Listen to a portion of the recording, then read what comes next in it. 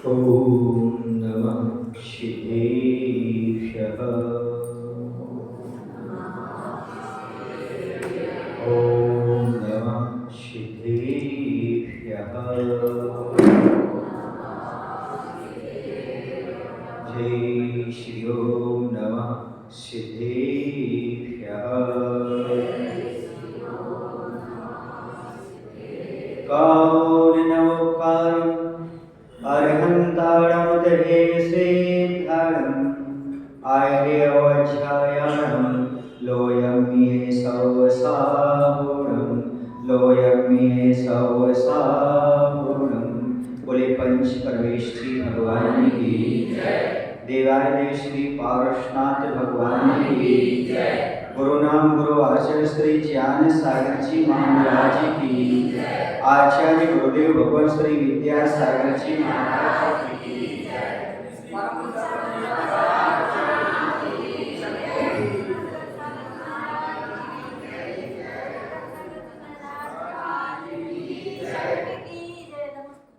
सबसे पहले हम अपने गुरुदेव को याद करते हैं।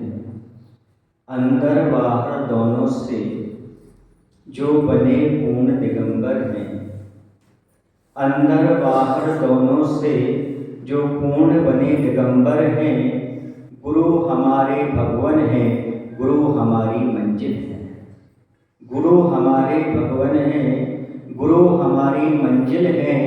धरती जिनका बिछौना ओढ़ना जिनका अंबर है, धरती जिनका बिछौना ओढ़ना जिनका अंबर है। गुरु हमारे तीर्थ हैं और गुरु हमारे मंदिर हैं। अभी आप लोगों ने देखा मुनिद्वय का आपके नगर तेंदुखेड़ा में आगमन हुआ। अभी एक महाराज के अवतीर्ण हो गए, रत्नात्रय का प्रतीक।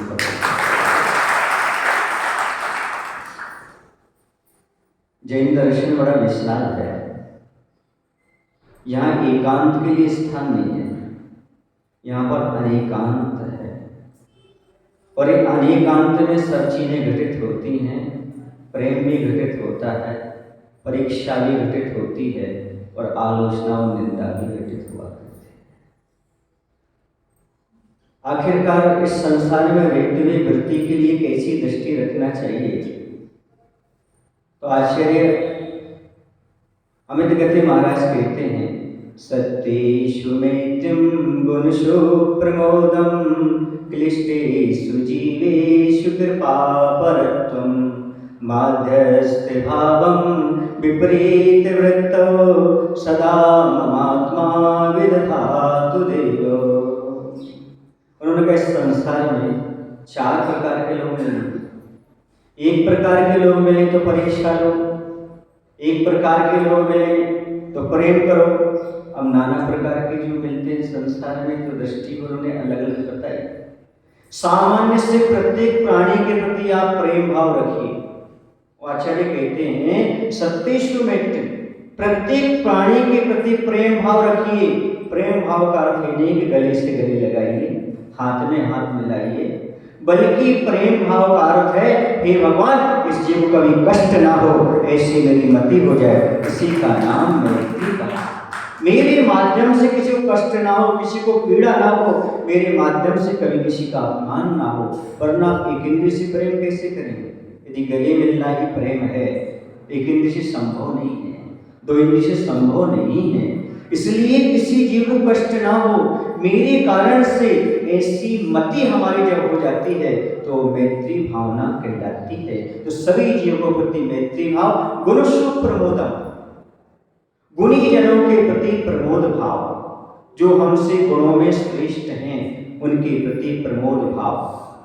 उदास चेहरा नहीं, रोता हुआ चेहरा नहीं, चेहरा ऐसा खिला होना चाहिए साधर्मी को देख करके, अपने से बड़ों को देख करके साधर्मी। गुणेषु प्रमोदम, प्रमोद भाव, चेहरे पर एक प्रमोद भाव, प्रसन्नता होना चाहिए, जैसे कि बादल को देख करके मयूर नाचने लगती है। ये प्रमोद भाव कहलाता है। फिर तीसरी अवस्था आती है क्लिष्टेषु जीवेषु कृपापरत्वम। जो दुखी जीव हैं उनके प्रति दया का भाव, करुणा का भाव रखना।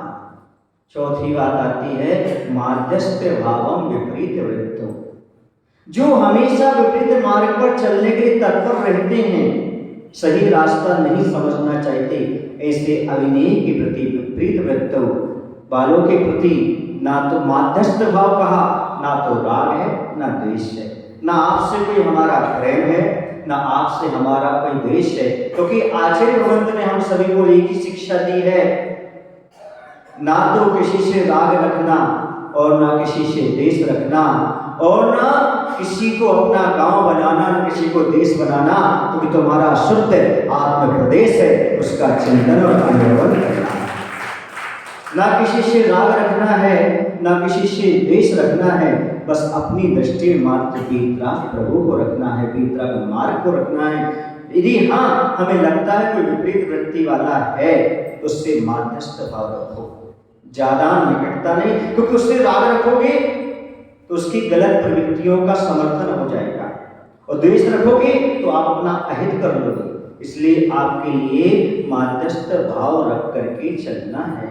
जहां तक बात है परीक्षा की, तो मैं एक बात कहना चाहता हूं कि परीक्षा अवश्य लो, पर किसी की आलोचना मत करो। परीक्षा करने के बाद, परीक्षा क्यों होती है आदमी की? क्योंकि जीवन में प्रगति होती है। परीक्षा के बिना कभी जीवन में प्रगति नहीं होती है। लेकिन परीक्षा लेने का अर्थ ये नहीं है कि यदि कोई व्यक्ति परीक्षा में फेल होता है तो उसका ढिंढोरा पिटाया जाए, नहीं, आलोचना मत करो। परीक्षा के बिना तो प्रगति होती ही नहीं। मैं तो कई बार कहता हूँ, लाख बार तुम परीक्षा लो, हमारा कुछ बिगाड़ होने वाला नहीं है, क्योंकि मुझे पता है जब भी कभी हीरा कटता है और सोना तपता है, तभी पाता मान और कष्ट सहे बिना कौन बना महान। परीक्षा के बिना प्रगति नहीं, कष्ट के बिना मिष्ट और इष्ट नहीं बना जाता। मैं कभी परीक्षा से घबराता नहीं, मैं तो स्पष्ट बोलता हूँ, कंचन हूं मैं कांच नहीं हूं, ले लो अग्नि परीक्षा।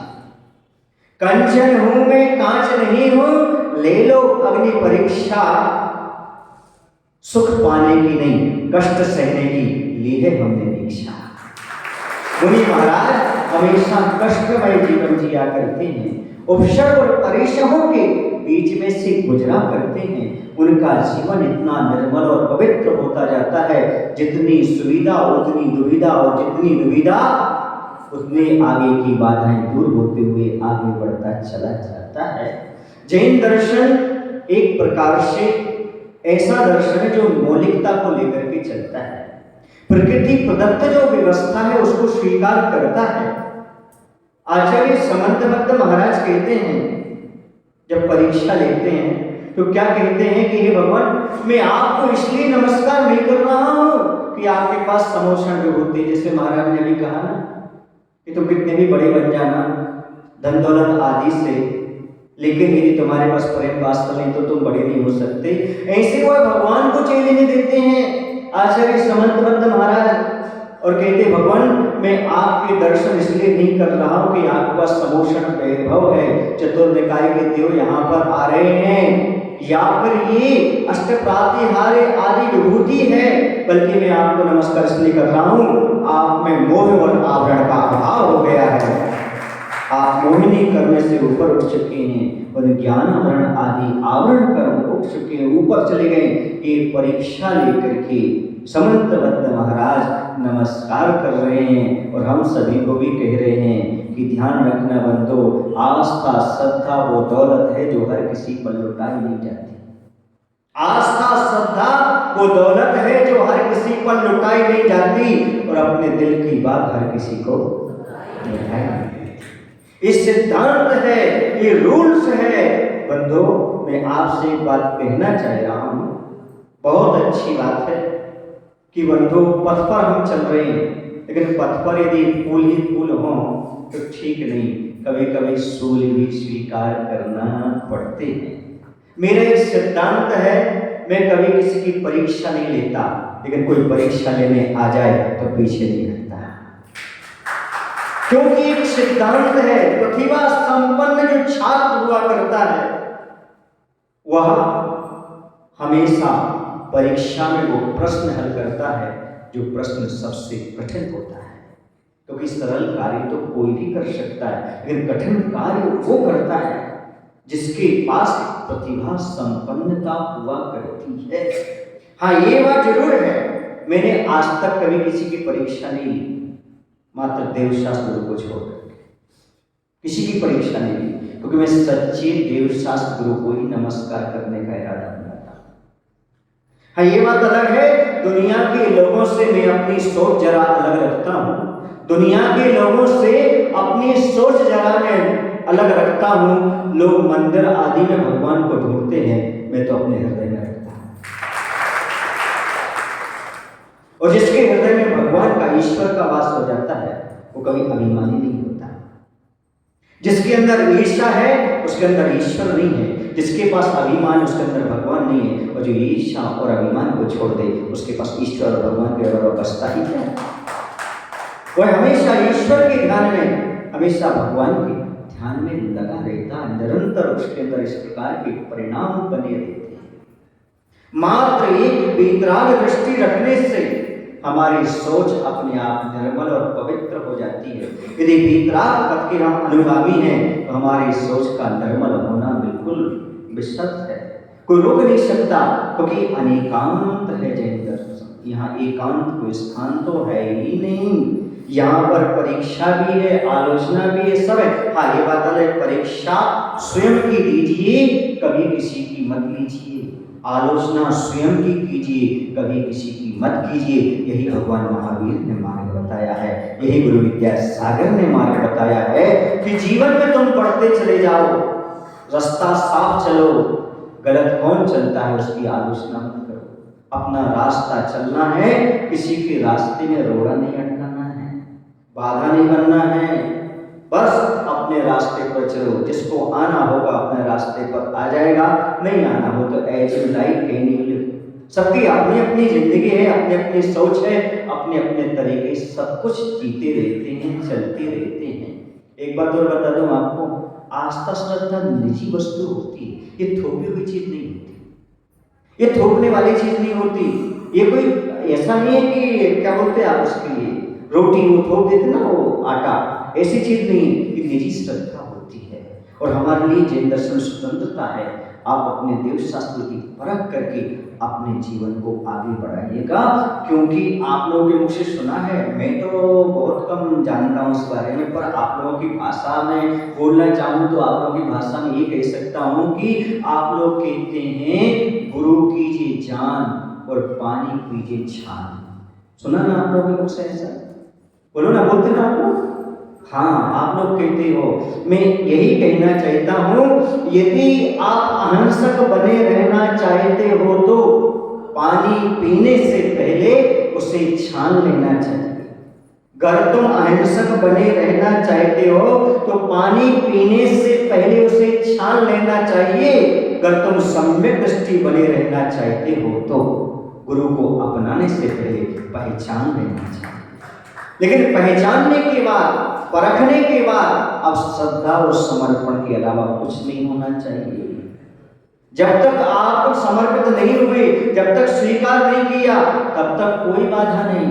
लेकिन जब तुमने परख लिया, परीक्षा ली, अब आपको समर्पण पूर्ण करना है, तभी आपका कल्याण होने वाला है, अन्यथा नहीं। लेकिन याद रखना, लोचन हो तो आलोचन करना, आंखें हो तो ही किसी की आलोचना करना, आंख खोलकर करना, बिना आंखों के मत करना। ग्रस्तों सुन रहे हो ना, कभी भी नदी ने सागर की औकात नहीं पूछी, ऐसी आप कभी किसी साधु की औकात जानने का प्रयास मत करें। आपकी एक मर्यादा है, आपकी एक सीमा है, आपके लिए तो स्पष्ट कहा गया है ग्रस्तों के लिए, दिगंबर मुद्रा के धारी यदि आपके नगर में आ जाए तो आप चर्या के लिए परीक्षा मत करिएगा, उनकी चर्या निर्विघ्न कराइए। इस श्रद्धा का विषय है, दिगंबर मुद्रा का अपने आप में बहुत प्रभाव हुआ करता है। ये दिगंबर मुद्रा ही जिसमें सारी रिद्धियां सिद्धियां प्राप्त होती हैं, ये दिगंबर मुद्रा ही है जिसके बल पर केवल ज्ञान की उत्पत्ति होती है, सिद्धार्थ का लाभ हुआ करता है। कभी मन वचन काय से इस दिगंबर मुद्रा का अपमान मत कर देना। भले तो सैनी बने रहना, भले तुम धनवान बने रहना, लेकिन कभी दिगंबर मुद्रा का अपमान मत करना, क्योंकि दिगंबर से ही पूर्ण आपके लिए धर्म मिलेगा और इसी के माध्यम से सिद्धालय में जाकर के वास होने वाला है। अन्य जगह आप चाहो तो आपका कल्याण हो जाए, संभव नहीं है। पर याद रखना, परीक्षा लेने की कुवत होना चाहिए। परीक्षा वही ले सकता है जो परीक्षा पास होकर के टीचर बन चुका है। याद रखना, क्या कह रहा हूं? परीक्षा लेने, आपकी परीक्षा लेते हैं ना स्कूल में, कौन लेता है? तो लोग मां साहब आप ले सकते हो, क्योंकि आप मां साहब, आप टीचर हो। लेकिन विद्यार्थी भी परीक्षा लेने लगे, और जैसे महाराज ने कहा तो हर किसी को परीक्षा का अधिकार नहीं है। विद्यार्थी कभी टीचर की परीक्षा नहीं ले सकता, पर टीचर का पूर्ण अधिकार है तो विद्यार्थी की परीक्षा अवश्य लेता है। उसके बिना उसकी प्रगति नहीं हो सकती। परीक्षा लेना भी अनिवार्य है, वो परीक्षा देना भी अधिकारी है, लेकिन जब तक विद्यार्थी हो तब तक परीक्षा लेना अनिवार्य है। और टीचर बनने के बाद विद्यार्थी की परीक्षा लेना अनिवार्य है, लेकिन आपको भी ऊपर वालों की परीक्षा देना जरूरी है, क्योंकि हर क्षण हमें विद्यार्थी बने रहना चाहिए।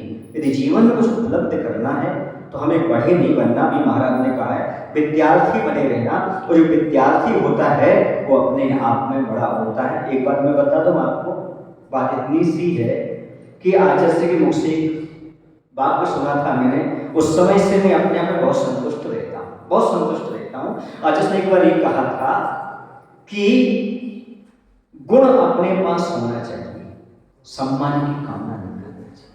यदि गुण है तो सम्मान अपने आप मिलेगा। अंक की कामना मत करो, परीक्षा में ऐसा लिखो कि टीचर को अपने आप अंक देना पड़े, क्योंकि बंधु गुण अपने आप में पुरस्कार हुआ करते हैं। पुरस्कार कोई दे, सम्मान कोई दे, ये नहीं, ये तो अपने आप में अपना अधिकार कब है। जब हम इतना अच्छा लिखेंगे उसमें तो अंक अपने आप हमारे लिए प्राप्त होते हैं और मिल जाया करते हैं। आज बहुत अच्छा लगा, आप लोगों ने भगवानी आदि अच्छी तरह से की, और आप लोग अभी बैठे हुए और अभी साधु संगति कर रहे हैं, क्योंकि बंधु संसार में कुछ लोग ऐसे होते जो धन कमा करके अपने आप को पुण्यशाली मान लेते हैं। कुछ ऐसे हुआ करते हैं जो मकान बना करके पुण्यशाली और सौभाग्यशाली मान लेते हैं। कुछ लोग ऐसे हैं कि जो परीक्षा में पास होकर के अपने आप को सौभाग्यशाली मान लेते हैं। कुछ लोग ऐसे होते हैं जो उनकी जॉब लग जाती है तो अपने आप को सौभाग्यशाली मानते हैं। और सम्य दृष्टि वो होते हैं जो संतों का समागम पाकर के अपने आप को सौभाग्यशाली मानते हैं। आप अपने जीवन को सराहिएगा कि गुरु महाराज की कृपा से आपको चातुर्मास मिला, और चातुर्मास के बाद भी वेदी प्रतिष्ठा तक आपको सानिध्य प्राप्त हो। आगे देखो, महाराज का तो ऐसा है, यहाँ 3 बार आगे बता रहे हैं, और अभी भी महाराज का आना हुआ और पता नहीं रुकते हैं कि नहीं, आगे जाना कैसा है।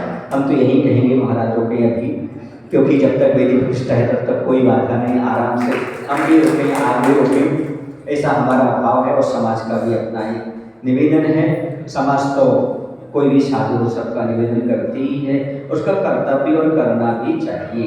उसे किसी प्रकार का पक्षपात भेदभाव नहीं करते हुए अपने दिशा में बढ़ना चाहिए। ऐसी तेलुखेड़ा की समाज है, हमेशा निरंतर तन मन धन से साधुओं की सेवा में लगी रहती है। हम इनको आशीर्वाद देते हैं, ऐसी हमेशा सेवा में प्रवृत्ति में लगे रहें और जीवन में प्रधान करते रहें। बोले महावीर भगवान की। आचार्य गुरु भगवान श्री विद्यासागर जी महाराज बोलो।